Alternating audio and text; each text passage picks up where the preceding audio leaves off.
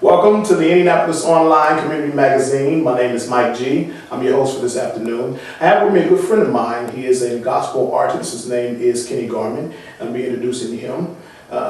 This is Kenny. We want to just bring you on to the Indianapolis site and let everybody know what you're doing, man. How you feeling today? I'm wonderful. I'm really blessed. Good.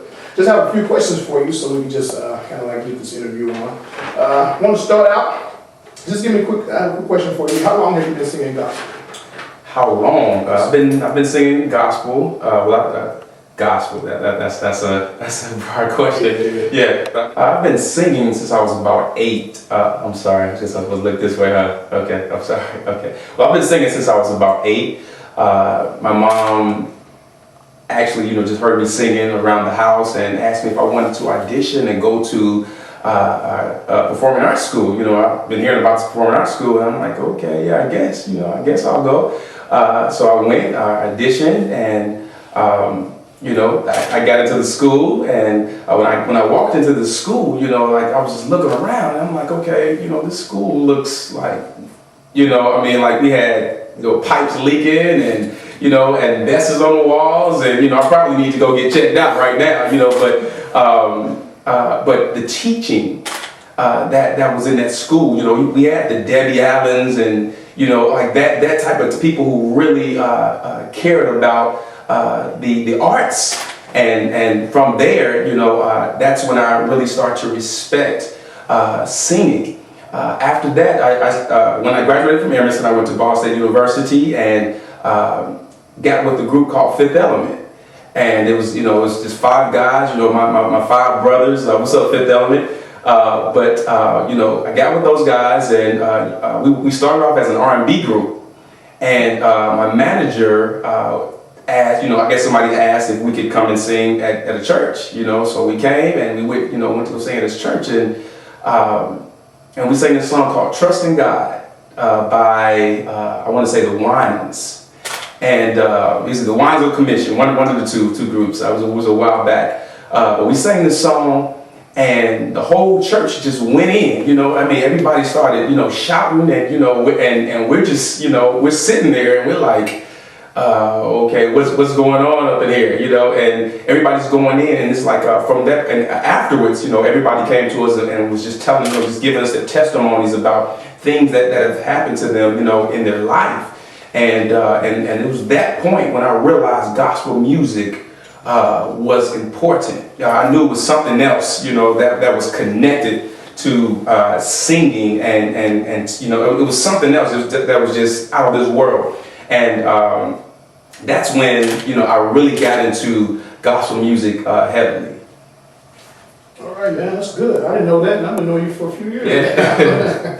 Which brings me to one of my next questions. Why don't you tell everybody what is your greatest inspiration, or who gives you that inspiration to do what you do? I guess you kind of elaborated on a little bit when you said Commissioner Winans, when you sung with your brother's group. So just tell me where you got your inspiration really from.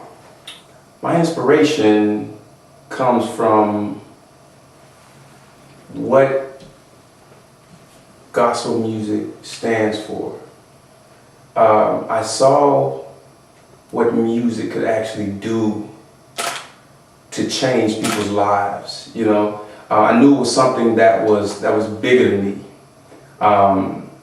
And once I tapped into that, it inspired me. It motivated me to want to just be the best. When I say be the best, I mean be the best in God, my relationship with God, because people, they really feel, they know when you go out here and you minister, they know if you're fake, they know if you're living what you're singing about, and my thing, I just wanted to, I wanted to change people's lives, but I wanted to do it the way God wanted me to do it, and that to me, it inspires me when I can just go in the church and I can minister, I can sing and change people's lives, and I know it's not me, because I don't have the power to change anything, but it's God that comes in, and when that spirit comes in, it comes in so heavy and so strong,